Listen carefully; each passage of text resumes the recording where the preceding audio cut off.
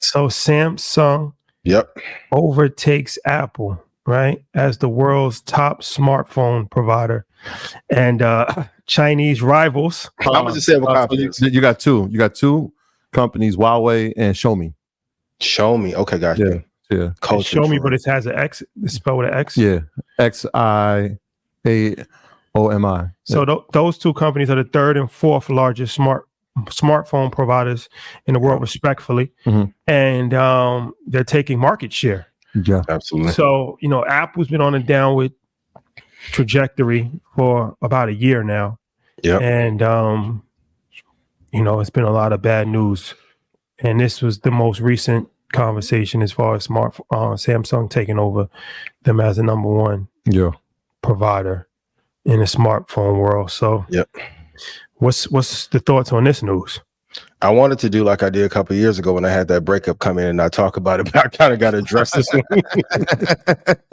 Can't act like everything's fine this time around, So with that being said, couple of things. I get really worried when someone is in a leadership spot of being number one and then they get complacent. Apple, please reach out to us ASAP.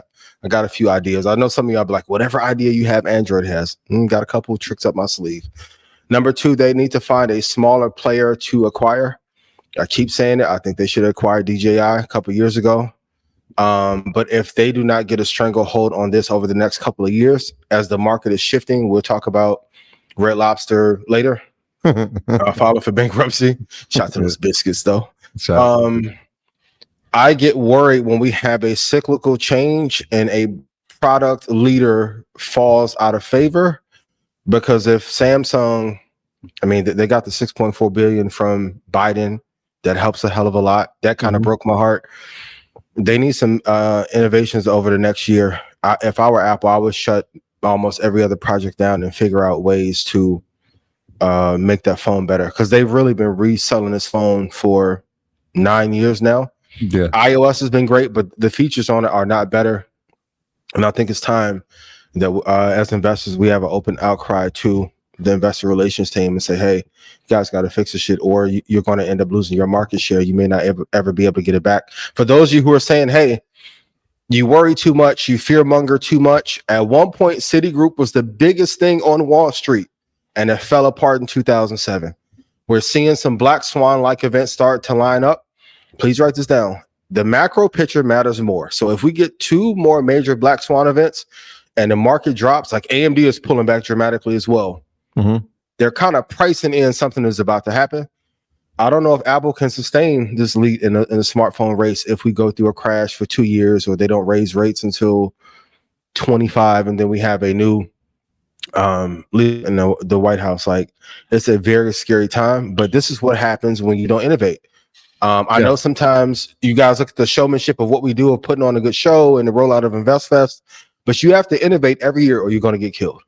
Got competition lining up everywhere. And this is what happens when you don't innovate at a fast enough clip and don't listen to your customer base. Yes, all those things are true. There's another piece that we have to take into account, and it's the geopolitical side of it. Yep. When you're talking about which companies are in third or fourth, they're Chinese companies.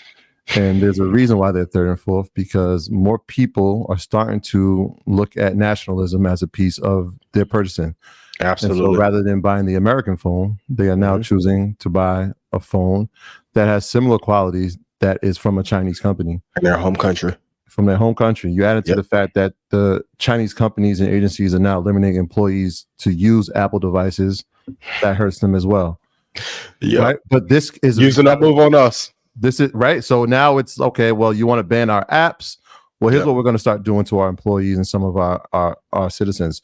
We're going to start restricting how many people can have your product. That hurts. Apple's iPhone sales dropped 10% in 2024, the first quarter. Think about that. 10%, which is... You need China. You need them. You need them. So Samsung obviously has 20%, number one. Now they have 20% of the smartphone market. Apple's in second place at 17%. But those two companies that we mentioned before, Xiaomi and Huawei, are right there, and then moving at a fast pace.